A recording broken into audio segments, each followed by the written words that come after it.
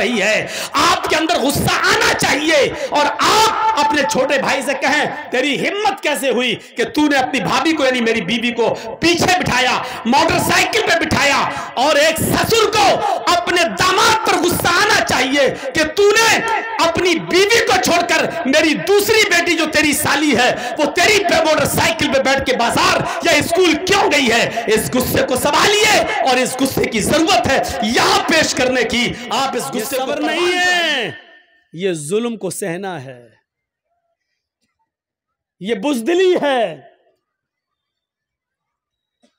आपने सब्र नहीं किया, आपके दिल में यह था अगर आज इसके पावर के बराबर मैं होता या इसके बराबर मेरे पास पैसा होता या ये पोस्ट मेरी होती, तब देखें ये कैसे जुल्म करता, तब मैं इसको बताता। आप जुल्म सब्र नहीं कर रहे हैं, आप जुल्म सह रहे हैं और जुल्म को सहना एक और जुर्म है, एक और पाप है, एक और गुनाह है, एक और ये बुज़दिली। आपने मुसलमान कभी बुज़दिल नहीं होता है, मुस्लिम कौम जुल्म सहने के लिए पैदा नहीं हुई है।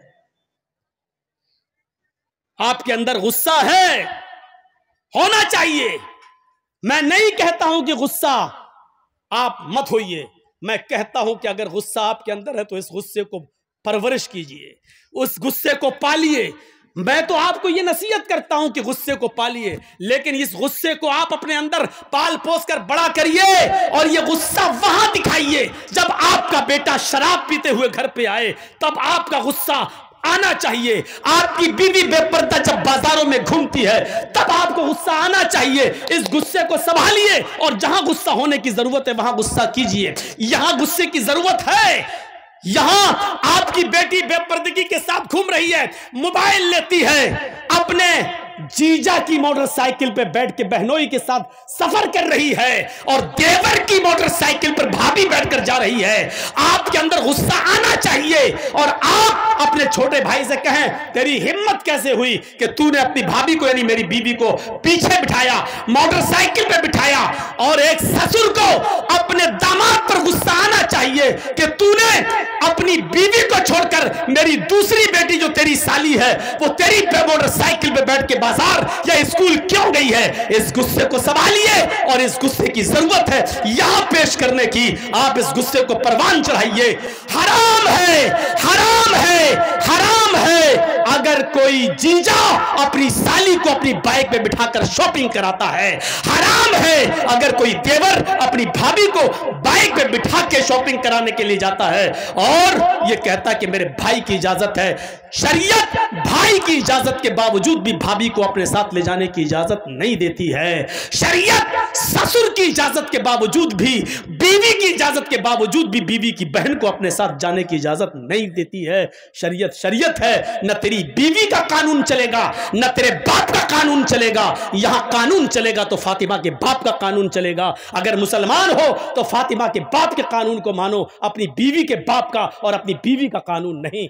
शरीयत शरीयत है, किसी के बाप की जागीर नहीं है। मुझे जो कहना था कह दिया। जिसको बुरा लगता रहे।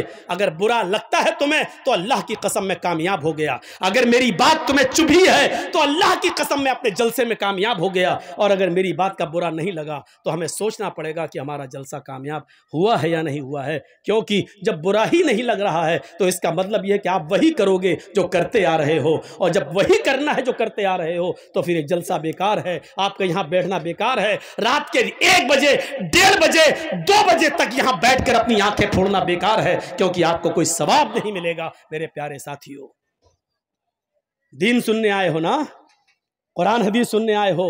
इस कुरान और हदीस की एक बात यह भी है, और गिरह बांधो, इन्ना अज़ाबन यौमल क़यामती, इन्ना अशद्द अज़ाबन यौमल क़यामती अल मुसव्विरू।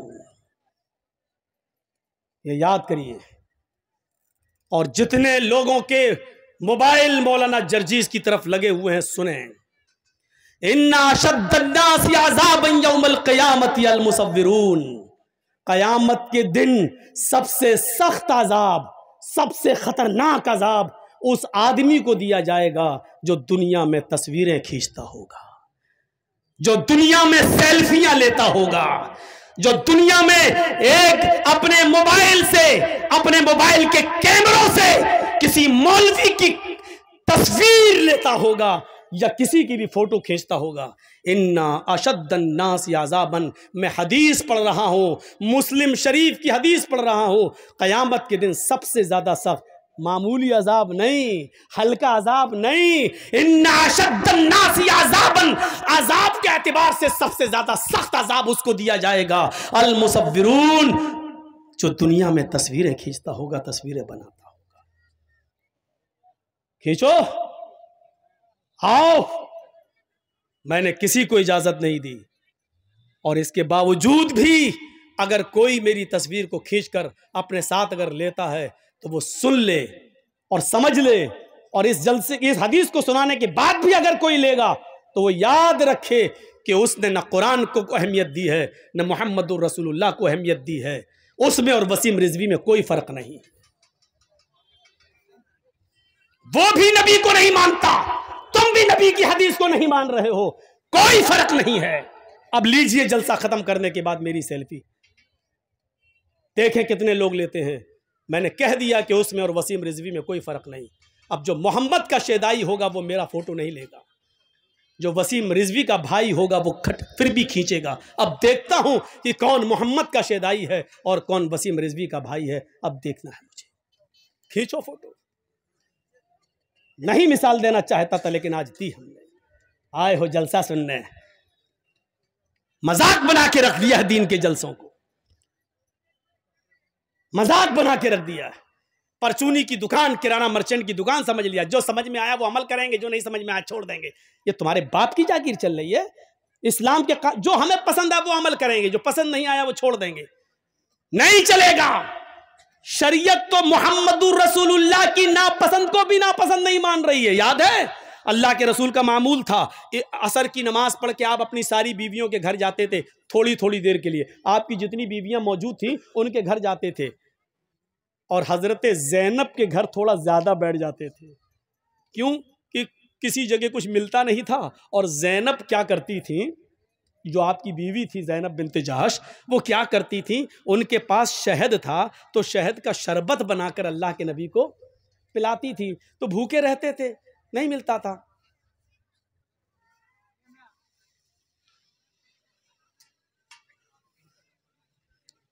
कुत्ते की दुम 100 साल भी रखोगे नल के पाइप में और उसके बाद निकालोगे और ये सोचोगे सीधी हो जाएगी, सीधी नहीं हो सकती, वो टेढ़ी ही रहेगी।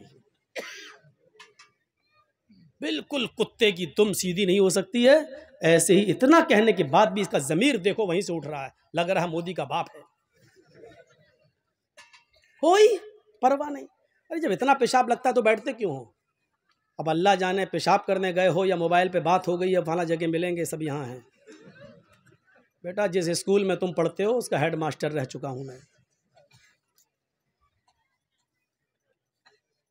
जाकर देख लो।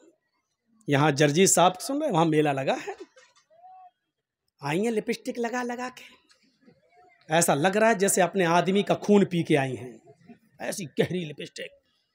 और जलसों में भी क्रीम और पाउडर ऐसा चुपड़ा हुआ है जैसे लगता है कि भैंस या गाय का गोबर लीप लिया मुंह पे। जाके देखो। और अभी मेरे आने से पहले जब हम आ रहे थे तब देखिएगा क्या हाल था। जहां लड़की वही लड़के, कसम खुदा की कई जगह मिसाल दे चुका, ऐसा लग रहा था जैसे एक कुतिया के पीछे 10-10 कुत्ते लगे। सुनना पड़ेगा तुम्हें नहीं, तुम्हारे बाप को भी सुनना पड़ेगा। ऐसा लग रहा है जैसे एक कुतिया के पीछे 10-10 कुत्ते। मोबाइल लेके वो इधर बोला, वो उधर जा रहा है। हकीकत में लग रहा है जैसे एक कुतिया के पीछे 10-10 कुत्ते। तू अपनी वाली हमें दिखा दे, मैं अपनी वाली तुझे दिखाऊं, ये मेरी वाली हो तेरी वाली है, ऐसा लग रहा है। ये हालत बना रखा, जलसों में भी हो रहा है, जलसों में भी। क्या बोल रहा था मैं, बताइए तो, कहां था?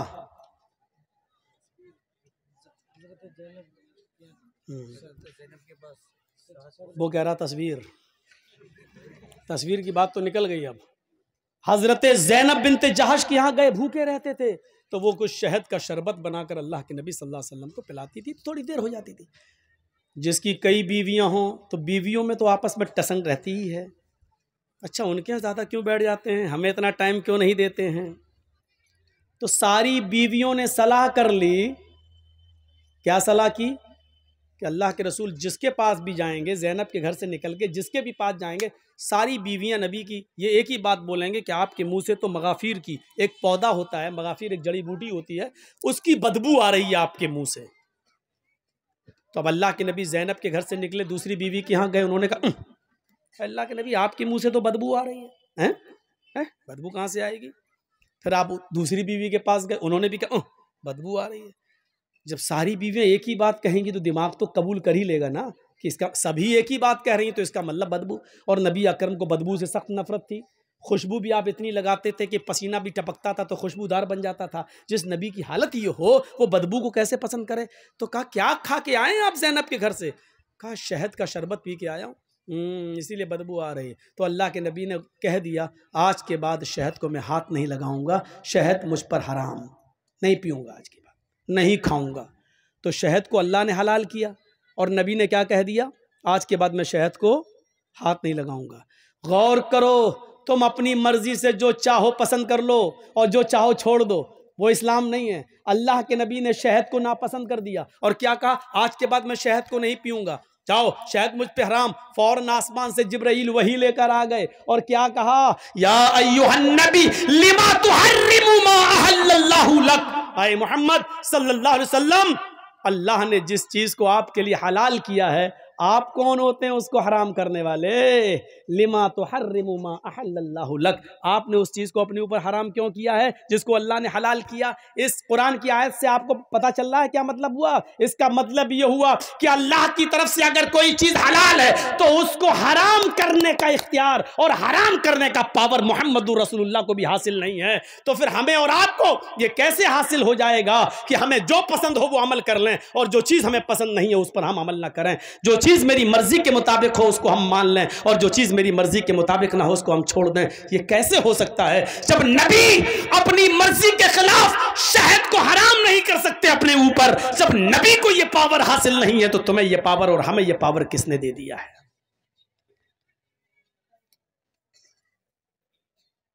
अगर इन तस्वीरों की कोई हैसियत होती तो अल्लाह की कसम अल्लाह ताला अपने नबी जनाबे मोहम्मदुर रसूलुल्लाह की तस्वीर की हिफाजत जरूर करता। लेकिन देख लो दुनिया में ईसाई भी मौजूद हैं, ईसाइयों के पास ईसा की तस्वीर मौजूद है, यहूदियों के पास मूसा की तस्वीर मौजूद है, दाऊदियों के पास दाऊद अलैहिस्सलाम की तस्वीर मौजूद है, इब्राहिम को मानने वालों के पास इब्राहिम की तस्वीर मौजूद है। सबने हिंदू भाइयों के पास कृष्ण जी की, रामचंद्र जी की, शंकर जी की, गणेश जी की, इनकी तस्वीरें मौजूद हैं। अगर दुनिया में किसी नबी की तस्वीर मौजूद नहीं है तो वो हस्ती है जनाब मोहम्मदुर रसूलुल्लाह सल्लल्लाहु अलैहि वसल्लम की। क्योंकि अगर आज नबी की तस्वीर होती तो कोई आदमी नमाज पढ़ने मस्जिद में जाता ही नहीं, कोई आदमी अल्लाह के नबी के रोज़े अक़दस पे जाता ही नहीं, वहां दरूद पढ़ता ही नहीं। वो अल्लाह के नबी की तस्वीर को अपने घर लगा लेता, वो नबी की तस्वीर पे हार या माला डाल देता, या तस्वीर को अपने घर में लगाकर 7 चक्कर उसी के लगा के कह देता कि हज हो गया। मेरे प्यारे साथियों, वो नबी अकरम की तस्वीर को छोटे छोटे टुकड़ों में लेकर उसका तावीज बनाता, उसको पहनता और फिर नबी का फोटो अखबारों में छपता, नबी का फोटो पेपरों में आता और कभी उसकी कटिंग होती और वो पैरों के नीचे रौंदा जाता। अल्लाह ताला को अपने नबी की ये रुसवाई और बेइज्जती गवारा न थी मेरे भाइयों, इसलिए अल्लाह ने जनाब मोहम्मदुर रसूलुल्लाह की कोई तस्वीर दुनिया में बाकी नहीं छोड़ी है, नबी का कोई फोटो बाकी नहीं छोड़ा, बल्कि नबी की जबान से ये कहलवा दिया, इन्ना अशद्दन्नास अज़ाबन यौमल क़ियामा अल मुसव्विरून। दुनिया में क़यामत के दिन जहन्नम के अंदर सबसे सख्त अजाब उसको दिया जाएगा जिसने दुनिया में तस्वीरें बनाई होंगी, तस्वीरें खींची होंगी। उससे कहा जाएगा इन तस्वीरों में तू जान डाल, इन तस्वीरों में तू रूह डाल, और जाहिर है कि उन तस्वीरों में वो रूह डाल नहीं सकता।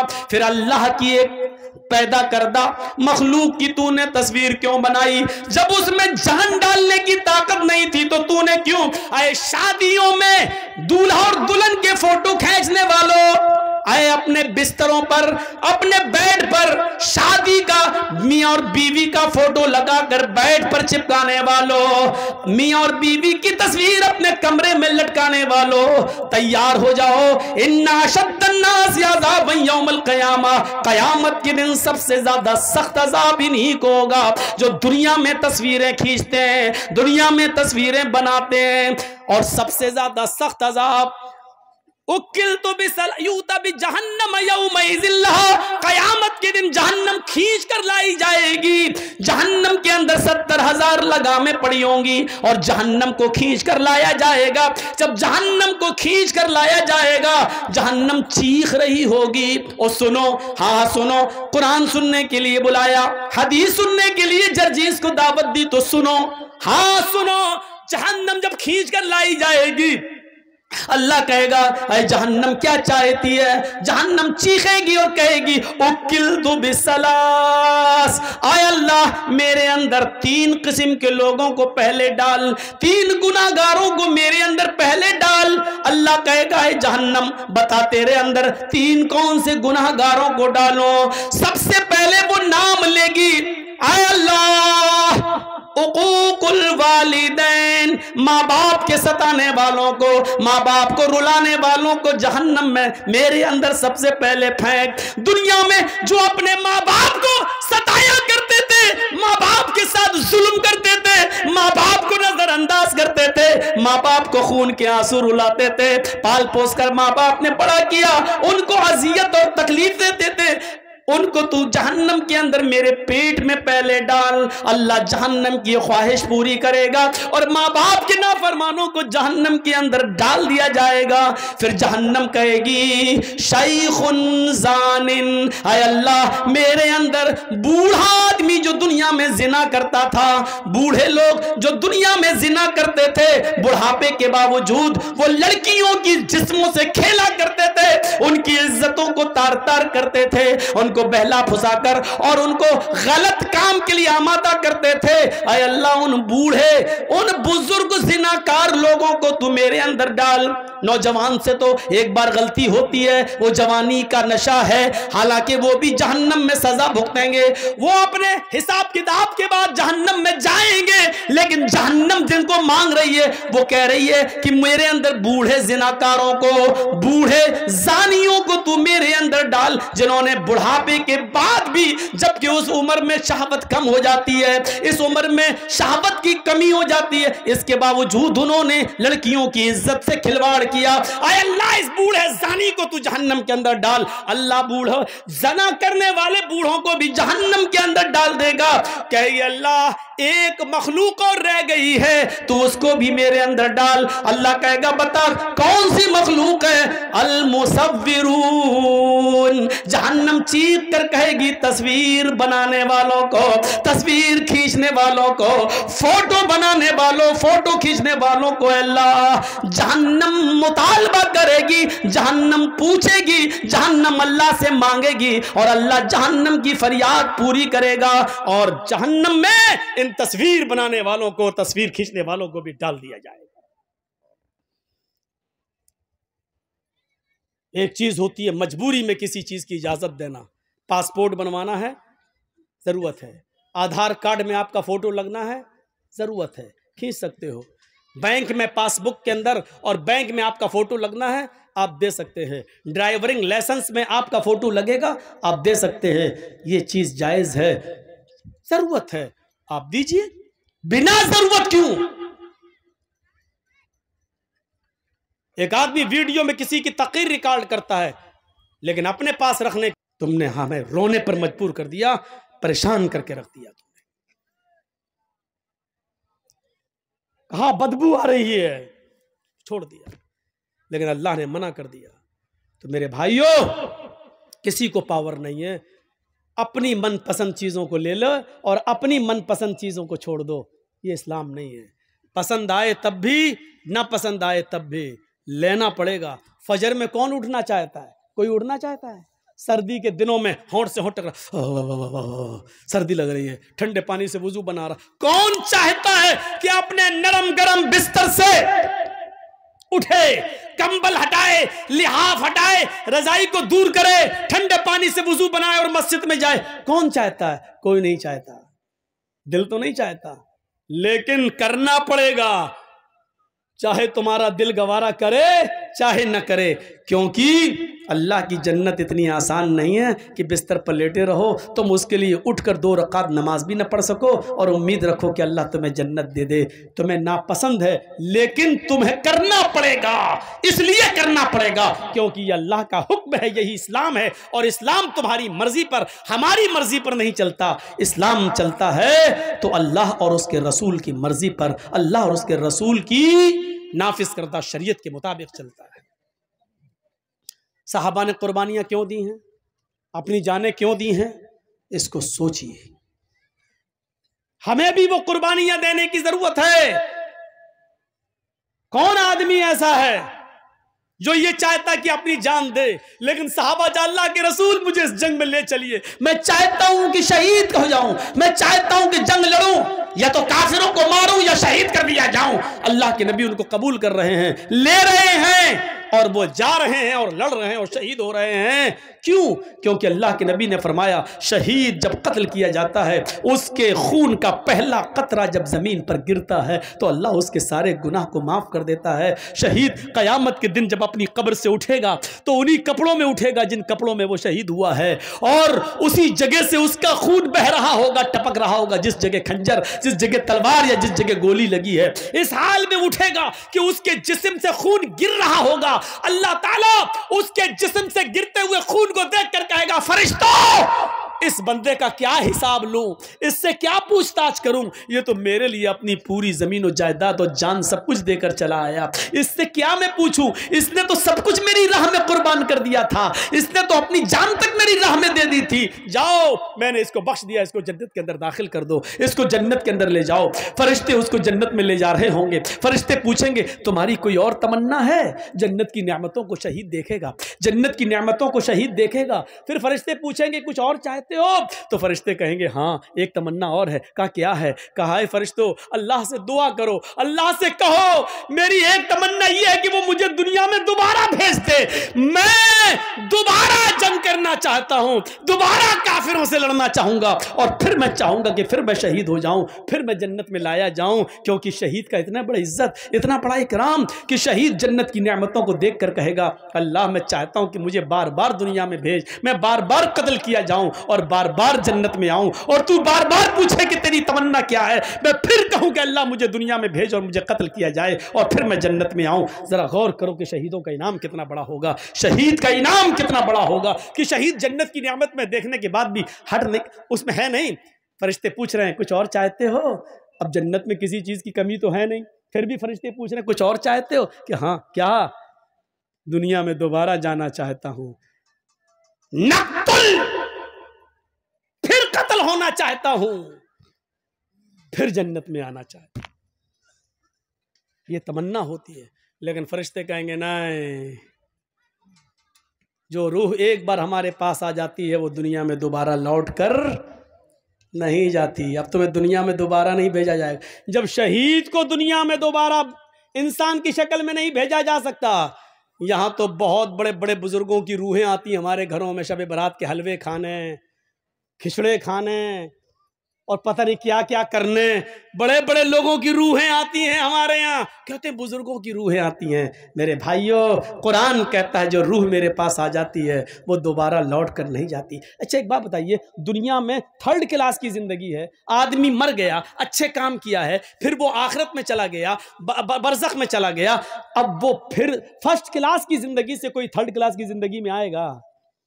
मौलाना जर्जिस बहुत अच्छे नेक अमल किए, अब हम मर गए, अब हम मरने के बाद अल्लाह ने मुझे आला इल्लीन के अंदर मेरी रूह को दाखिल कर दिया, अब हम दुनिया में दोबारा आना चाहेंगे, उन नेमतों को छोड़कर दुनिया में हम दोबारा आएंगे, फिर फायदा क्या है? दुनिया की 3rd क्लास की जिंदगी को छोड़कर हम 1st क्लास में अच्छी जिंदगी में गए हैं, फिर हम दुनिया में क्यों आना चाहेंगे? मेरे भाइयों, जो बुजुर्ग दुनिया की जिंदगी में अमल करके अल्लाह को प्यारे हो गए हैं, वो अल्लाह के पास से लौटकर दुनिया में दोबारा क्यों आना चाहेंगे? इतनी मोटी सी बात हमारी आपकी अकल में नहीं आती है। मेरे भाइयों, जिस आपके जिक्रा गांव के अंदर अगर मुझे पकड़ के मारा जाए, ठूसा जाए, अच्छा कमीना पिछली साल तू क्यों नहीं आया था, है बोल, ये अब पकड़ के कोई हमें बांध के मारे, फिर दोबारा हम जिक्रा गांव में प्रोग्राम देंगे? कभी नहीं देंगे। एक बार जो आदमी हम मार खा चुका हो, दोबारा क्यों वो उस गांव में प्रोग्राम देगा? मेरे भाइयों, जो आदमी दुनिया में मुसीबतें बर्दाश्त करके, नेक अमल करके, फजर की नमाजों में सर्दियों में उठकर तकलीफें बर्दाश्त करके उसने अच्छी जिंदगी पाई हो, इल्लीन के अंदर मकाम पाया हो, जन्नत की खिड़की उसके लिए खोल दी गई हो, फिर वो दुनिया में दोबारा उससे कहा जाए चले तो दोबारा क्यों आएगा? फिर हम क्यों जाएं और अमल करें? फिर क्यों हम नमाजें पढ़ने के लिए जाएं? हमें अल्लाह ने जब ये इनाम दे दिया तो हम दुनिया में क्यों जाएं? मेरे भाइयों, फिर वो दुनिया में दोबारा तकलीफ उठाने के लिए क्यों आएगा? इतनी मोटी सी बात हमें और आपको समझना चाहिए। और यही बात हम बड़े प्यार से कहते हैं तो हमारे भाई कहते हैं, ओह ये आ गया मौलवी, जिसने इसकी तकरीर सुनी काफिर, इन दौर से निकलो। उत्तर प्रदेश के अंदर यही तो गेम खेला जा रहा है, लड़ो और लड़ाओ, मुसलमानों को आपस में बांटो। इलेक्शन के मौके पर इसको मंत्र पढ़वाया गया, क्यों जानते हो?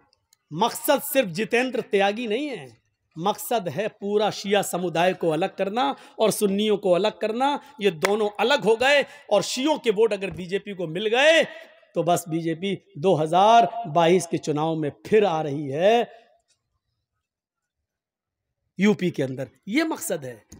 वरना ऐन चुनाव के मौके पर जो आदमी बाबरी मस्जिद से लेकर अब तक हमेशा विरोध करता आया हो मुसलमानों का, कुरान का, इस्लाम का, वो इलेक्शन के मौके पर किसी मंदिर पे जाकर धर्म क्यों चेंज कर रहा है? कर नहीं रहा है, ये बीजेपी के इशारे पर कराया गया है। ऐसे मौके पर करो ताकि हमें फायदा हो, चुनावी फायदा पहुंचाओ। मेरे भाइयों, ये होगा।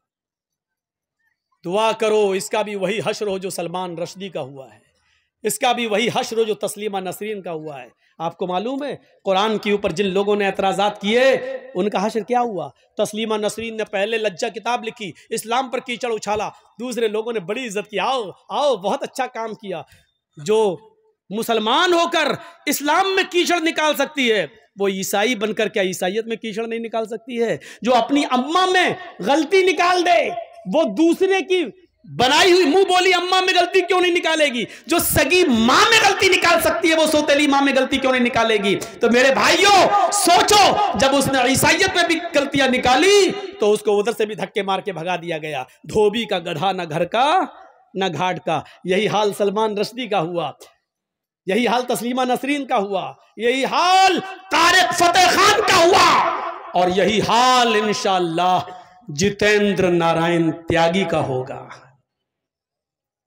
जब तक इनके बाप हैं जिंदा या हुकूमत में तब तक इसकी इज्जत है, और जब बाप ही नहीं रहेगा तो इसकी इज्जत भी नहीं रहेगी, और बाप जिंदगी भर नहीं रहेगा। ये आपको मालूम है ना? राहत इंदौरी ने कहा था, जो आज साहिबे मसनद हैं कल नहीं होंगे, किराएदार हैं जाती मकान थोड़ी है। ये सब आने जाने वाली सरकारें होती हैं। जब तक बाप जिंदा है बेटे की इज्जत होगी, और बाप हटा तो बेटे का कोई पुरसाने हाल नहीं होगा।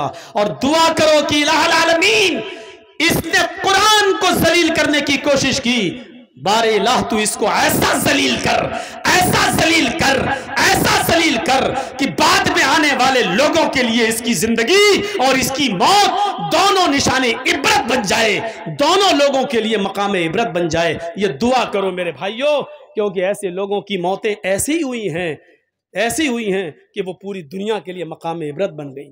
फिरौन की लाश जो कहता था ना रब्बुकुमुल आला, मैं तुम्हारा रब हूं, क्या हुआ? समंदर में डूबा, गर्क किया गया। डूबा तो कोई उसको बचाने वाला नहीं हुआ। अपने आप को रब कहने वाला भी क्या कहता है? आमन्ना बे रब्बिल आलमीन, रब्बे मूसा व हारून। मैं मूसा और हारून के के रब पर ईमान लाया। वो चीख रहा था जब समंदर में डूब रहा था, लेकिन उस वक्त अल्लाह ताला ने फिरौन के ईमान को और उसके इस्लाम को कबूल नहीं किया। मरते वक्त इस्लाम ला रहा है, समंदर में डूबते वक्त मूसा और हारून के रब को अपना रब कह रहा है, नहीं, अब तेरे इस्लाम की और तेरे ईमान की अल्लाह को कोई जरूरत नहीं है। मकाम इबरत बना दिया उसकी लाश को। मेरे भाइयों, आज भी फिरौन की लाश मिस्र के म्यूजियम के अंदर रखी हुई है। आज भी जमीन के किसी टुकड़े के अंदर फिरौन की लाश को अगर दफनाओ तो जमीन निकाल के फेंक देती है, उसको एक्सेप्ट नहीं करती है। मेरे भाइयों, आज भी फिरौन की लाश को किसी समंदर में डालो तो समंदर उसको बहाता नहीं है, उसको बाहर फेंक देता है। आज भी फिरौन की लाश को समंदर एक्सेप्ट नहीं करता है और जमीन फिरौन की लाश को एक्सेप्ट नहीं करती है। अल्लाह ने फिरौन की लाश को दुनिया वालों के लिए मकाम इबरत बना दिया है। जितेंद्र नारायण त्यागी का भी यही हाल होगा। उसकी जिंदगी और उसकी मौत दोनों बाद में आने वाली नस्ल के लिए मकाम इबरत बनेगी। चले थे साहब कुरान बदलने, 26 आयतें निकाल कर दम लूंगा, कुरान को बदल के दिखाऊंगा, कुरान से 26 आयतें निकलवा के दिखाऊंगा। चले थे कुरान को बदलने, अल्लाह ने ऐसा बदला कि देख, जो हमारी किताब को बदलने का ख्वाब देखते हैं वो खुद बदल जाते हैं। और फिर वही चीज़ जो कल और परसों मैंने कही थी, वो जब पूजा करेगा तो फख्र करेगा मैं हिंदू हूँ, अग्नि की पूजा करेगा तो फख्र करेगा कि मैं हिंदू हूँ, चंदन लगाएगा, सब कुछ लगाएगा, सब कुछ करेगा मूर्ति, लेकिन जब पेशाब करने बैठेगा तो उसको गुस्सा आएगा, कमबख्त, यहीं से मैं हिंदू नहीं हूँ। जब भी वो पेशाब और लैट्रिन करने जाएगा कहेगा कमबख्त, ये और बदल जाती। गलती करी बेचारे उस पंडित ने जिसने इसको हिंदू बनाया था। उसको सबसे पहले बीच वाली चीज बदलनी चाहिए थी कि यहां से तो तुम मुसलमान हो, ये तो बदलो पहले। हो सकता है हुकूमतें फोन कर रही हो, जापान, जर्मन, अमेरिका, कि भाई बीच वाली चीज को चेंज करने का और नॉर्मल जैसे बच्चा पैदा होता उसी तरीके से हो जाए, ऐसी कोई सर्जरी है? ऐसी कोई सर्जरी मिल नहीं रही है। शायद उन लोगों ने ये कहा हो कि नहीं साहब, बेहतर इसी में है कि इसका खतना खत्म कराने के लिए आपको पूरी की पूरी गायब करना पड़ेगी। हो सकता है कि इसको बाद में हिंदू भाई ये कहने के लिए खत्म कराओ, ये खतना हमें जीने नहीं दे रहा है, ये हमारे धर्म में कलंक बन रहा है, इसको खत्म करो। और जब अगर बीच वाली चीज को खत्म कर दिया तो तुम फिर बीच ही वाले बन जाओगे, ना मर्द रहोगे ना औरत, फिर जिंदगी भर।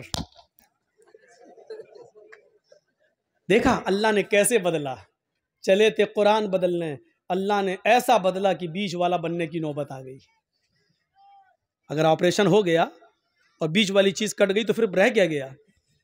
और अगर नहीं बदली तो जिंदगी भर साला कोसता रहेगा अपने आप को, कमबख्त, हट, हो सकता देखे भी नहीं, हट, ऐसे करके भाग जाए। जनेऊ कहां बांधेगा? जनेऊ सोचो कहां पहुंचा दिया अल्लाह ने। और पेशाब तो आदमी दिन भर में 2-3 बार तो करता ही करता है, यानी इसको एहसास होगा कि हमने क्या किया है। कभी हो ना हो पेशाब करते वक्त एहसास जरूर होगा। अब हो सकता है कि एक मौके पर और एहसास हो, अब तो त्यागी हो गए ना, तो अब बीवी तो छोड़ के भाग गई है, अब उधर उनकी शादी हो सकती है, 7 फेरे लग सकते हैं, तो हो सकता है कि उस औरत से अपनी उस बीवी से जब मिलने जाए तब वो भी कहे हट हट, तू तो मुसलमान है, हम तो हिंदू से शादी किए, तुझसे थोड़ी किए, और अगर हिंदू है तो फिर तू हिंदू वाली मशीन लेके आ। अब सोचो कि कितनी जगह ये फटकार, अच्छा सिर्फ सोचो बस, अल्लाह ने कितना जलील कर दिया है इसको, कहां पहुंचा दिया इसको।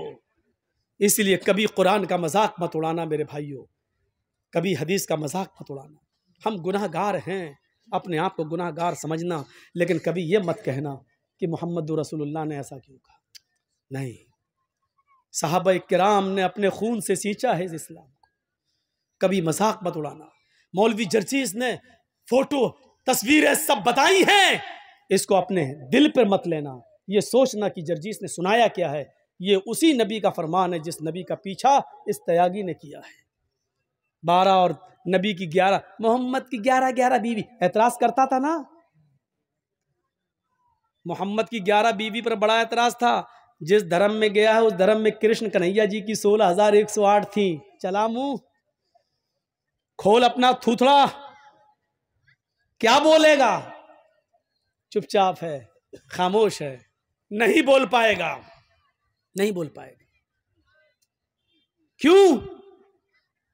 जिस मकसद के लिए गया है वो उसको पूरी हो रही है।